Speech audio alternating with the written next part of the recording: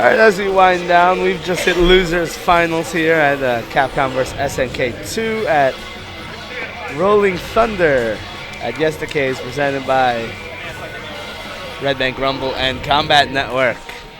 I am Jackson speaking, always here to provide you with my sultry voice.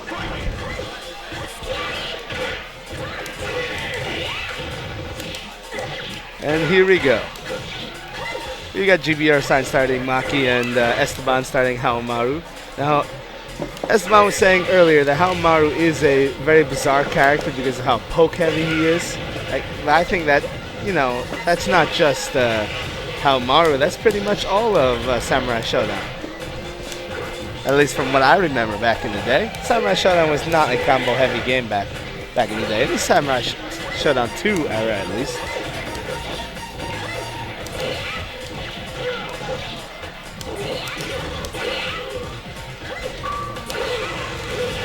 Oh, and that doesn't connect because he was in the air. Haomaru's out. See how much health Maki gets back for the next round. GBursine already looking a bit on top here at Besteban, having one character up.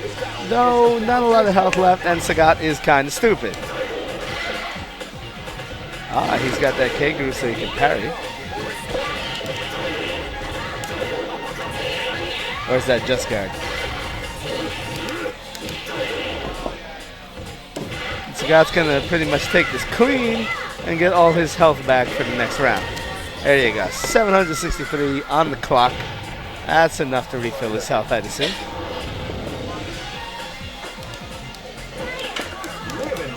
No, not a lot.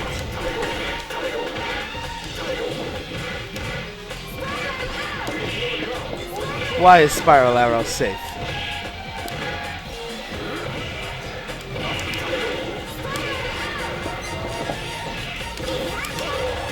We're seeing some sloppy Sagat play here, but it doesn't matter because Sagat's stupid.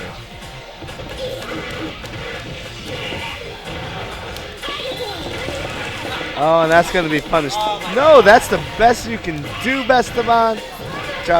You had kill on that punish. Could have done anything. A level 1 super. She would have been dead. And that's a waste of a level 2.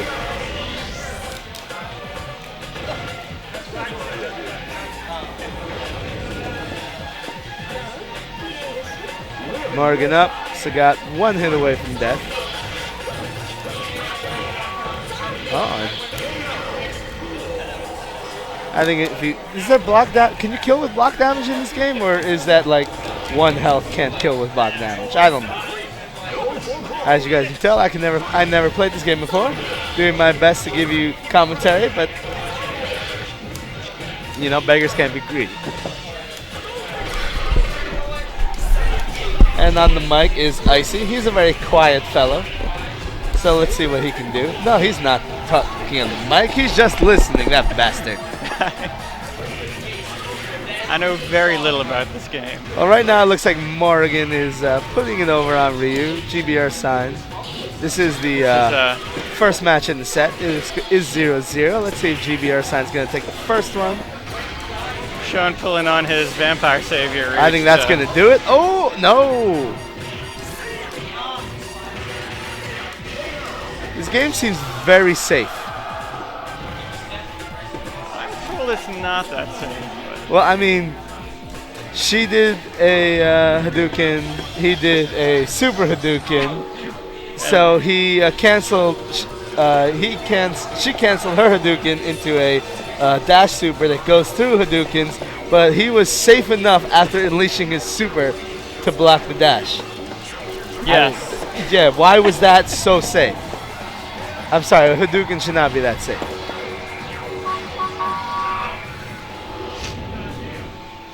And no one in the chat room answered me on whether or not you can die to chip damage in this game. Back to Haomaru. I think Haomaru is a mistake. Not doing much for him. I like him. I miss Samurai Shodown. Oh, so do I. Back in the days where there were no combos in fighting games. It was all footsies. Yeah? You know, you had to beat your opponent by being a better player. Not by memorizing to muscle memory stupid combos. One hit at a time. Whoa. Roll for it. And the chat room responds, yes, you can die to chip damage in this game, apparently. Alright.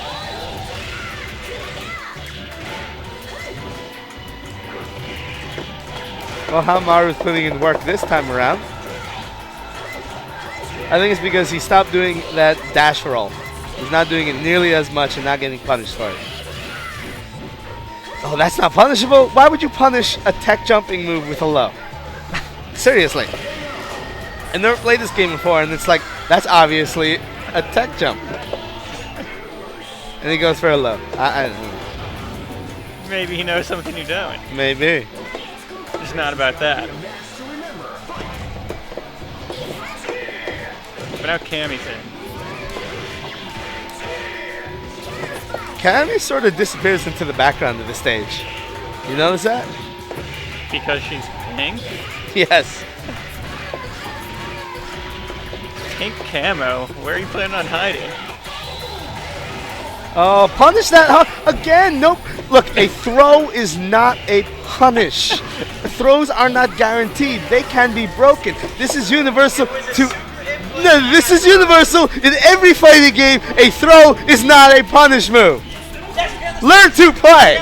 Learn to play.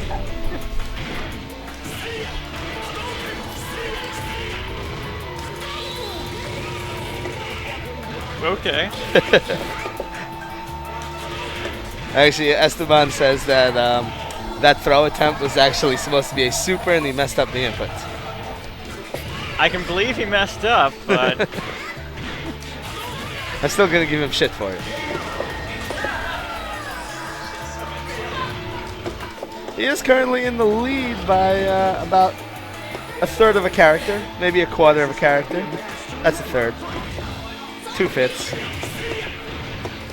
That Morgan sprite looks awful. Recycled sprites from the first fighting game. Oh, the Capcom laziness. So Capcom recently said on Twitter that they do not have the funds for a next-gen fighter right now. And it's like, yeah, whose fault is that? Well, they just make it bad anyway. Well, I'm saying right now that if Capcom actually starts a Kickstarter or an Indiegogo for the next fighting game, do not support it. The idea behind... I agree, but they would not do that. I think they may. No. At this point, it's like free money. But listen, the reason... there are a lot of stupid people. The reason developers use Kickstarter, because it allows them to fund games that they want to make, to bypass the publishing system so they can make the games they want to make instead of having to answer to a publisher. Capcom is a publisher. Yeah. So, okay, They who wouldn't won do that? it. Who won that? Morgan. I saw Morgan still standing. Of course. So to give Capcom money in a Kickstarter would to pretty much violate everything that Kickstarter stands for. I can't see them doing a Kickstarter. It's like, well, we got hundreds of millions in the bank, but we're going to do Kickstarter. No, they have 153 million All right, in the whatever. bank. As of like a month ago. It's probably less now. They got bank is where I'm going with this. Not a lot. You know how expensive it is to make a game? How much do you think they're going to raise on Kickstarter? I think they can raise at least $10 million for a Mega Man game. Only Mega Man, though. Can Capcom raise that, though? I think if Capcom puts a Mega Man 11 on Kickstarter tomorrow, it will be the highest grossing Kickstarter ever. Also, people want Mega Man. Also, Capcom would be too cheap to pay Kickstarter a cut. That's another reason. Capcom is going to die, and they have no one to blame except themselves. I mean, there could be other games that they keep. They could probably squeeze out a few more Resident Evils or something. Yeah, but every game they make is just getting worse and worse, and they're all like cash-ins at this point. They have no original content anymore. That's everything, man. And they came right out and said that they're going to base their business model around DLC. Yeah, that's exciting. Their fan survey that was all like, how much DLC do you want to buy? Do you want to buy a lot of DLC? See, I actually don't have an issue with DLC as long as the DLC doesn't affect the gameplay. I mean, you look at Namco. Namco is one of the great offenders of DLC. They've got like $2,000 in DLC for the Idolmaster in Japan, $250 worth of DLC for Ace Combat. But you know what? None of the DLC affects the gameplay. There are things like skins and outfits. I don't know. I've never played the game. But like all the DLC for Namco games, they do not affect gameplay. They're just cosmetic stuff. But Capcom DLC always affects gameplay. Yep. And that's the problem. You've got to force people to buy DLC to get the full game. Yep. NRS DLC ain't so hot either. What's wrong with NRS DLC? Very broken characters one way or the other. I got no issues with the way NRS has been doing their DLC. I have issues with their balance in general. Love you. Sure. If you got short power cables too. Their balance in general is kind of... Yeah, but balancing has nothing to do with DLC practices. Well, not if the DLC is some of the most unbalanced shit. Well, I mean, like, I got no issues with making DLC for, like, characters. If the characters are clearly, you know, post-release content. When you got Cross Tekken, those characters were made before the game was released. And then they said, let's take 20% of the game out so we can charge $44 for it later. Is that how much it cost? That's how much it was originally supposed to cost. Oh. And then they got caught and they cut the price in half. Because I sure wasn't going to help me to pay for any of that.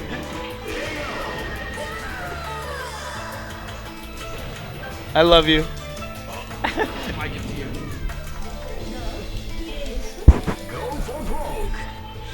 Yeah, Mr. Cables.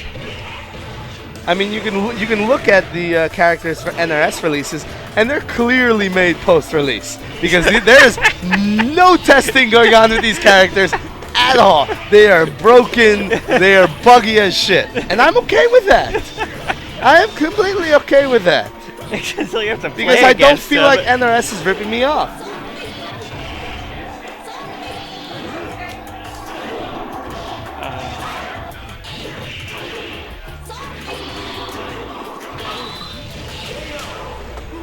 That seemed excessive. GBursine takes it, and he moves on to grand finals.